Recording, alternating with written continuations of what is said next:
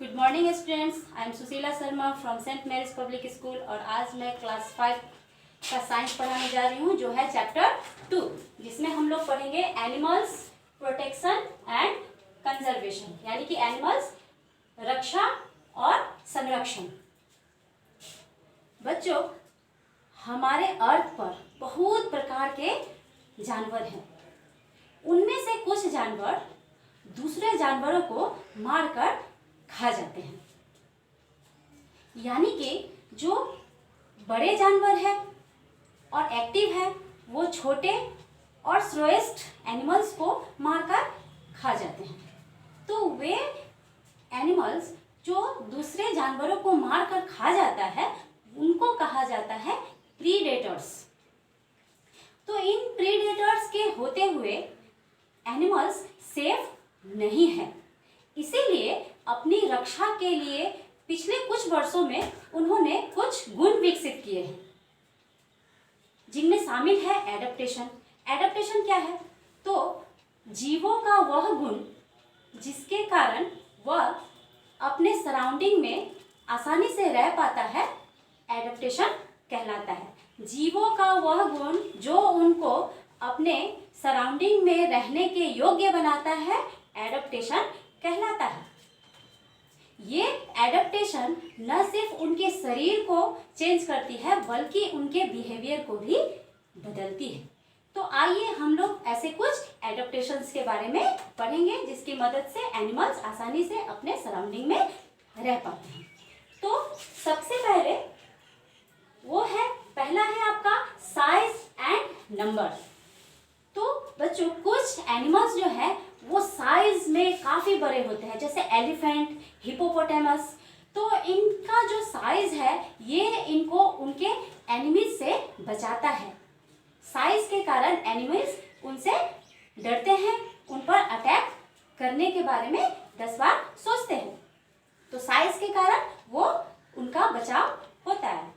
दूसरा, कई एनिमल्स जैसे एलिफेंट है तो ये लोग क्या करते हैं, झुंड में रहते हैं और कहीं भी इनको मूव करना होता है तो ये एक सर्कल बनाकर मूव करते हैं, जिससे क्या होता है कि उनके बच्चों, बूढ़ों और जो कमज़ोर है उनकी रक्षा प्रीडेटर से हो पाती है।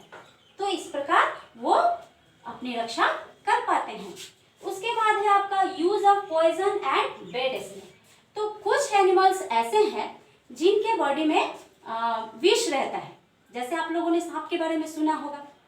तो ऐसे ये एनिमल्स छोटे होते हैं, पर अगर कोई प्रेडेटर्स या एनिमीज इन पर अटैक करता है तो ये अपना विष उस पर इंजेक्ट कर देते हैं और अपनी रक्षा कर लेते हैं। कुछ छोटे एनिमल्स और भी होते हैं, जैसे मधुमक्खी हो गए, इन लोग के शरीर में भी विष रहता है, तो ये लोग भी उसको दूसरों पर चुभा देते हैं। जैसे आप लोगों को अगर कभी मधुमक्खी ने काटा होगा तो आप लोगों ने देखा होगा कि आपके अंदर एक कांटा चुभा हुआ रहता है, तो इन लोग क्या करते हैं, उसको अपने विष को चुभा देते हैं। उसके बाद है कुछ और भी छोटे एनिमल्स होते हैं, जैसे स्कंक।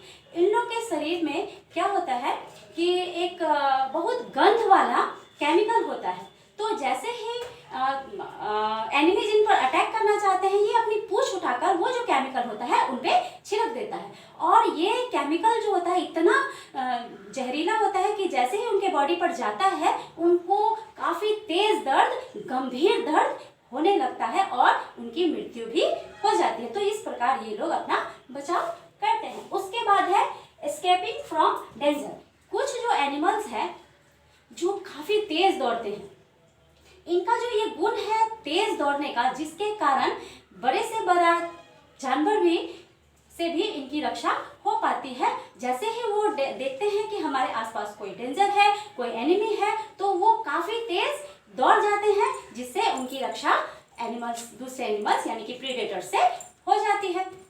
जैसे हिरन के बारे में आप लोगों ने सुना होगा, तो अगर कोई उन पर अटैक करता है कोई एनिमल, तो वो काफ़ी तेज दौड़कर अपनी रक्षा कर लेता है। उसके बाद है कैमोफ्लेक्स।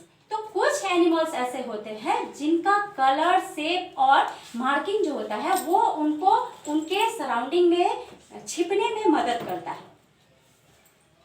जैसे ही कोई उन पर अटैक करना चाहता है, जैसे तितली के बारे में आपने सुना होगा, तो जैसे ही कोई उन पर अटैक करना चाहता है कोई दुश्मन, तो वो अपने सराउंडिंग में ऐसे छिप जाता है अपने कलर शेप के कारण कि वो उन्हें दिखाई नहीं देता। जैसे पोलर बियर के बारे में आपने सुना होगा, जो पोलर रीजन में रहता है, तो उनका पोलर बियर्स का जो शरीर का कलर होता है, यानी कि वाइट जो फर होता है उनका, वो उनको बर्फ में छिपा लेता है और इस प्रकार उनकी रक्षा हो पाती है। तो आज हम लोगों ने पढ़ा कि एनिमल्स ने कुछ गुण विकसित किए हैं पिछले कुछ वर्षों में, जिसके कारण वो अपने सराउंडिंग में आसानी से रह पाते हैं। बच्चों, आज के लिए इतना ही। अगले भाग में हम लोग इसके आगे और भी पढ़ेंगे। Thank you.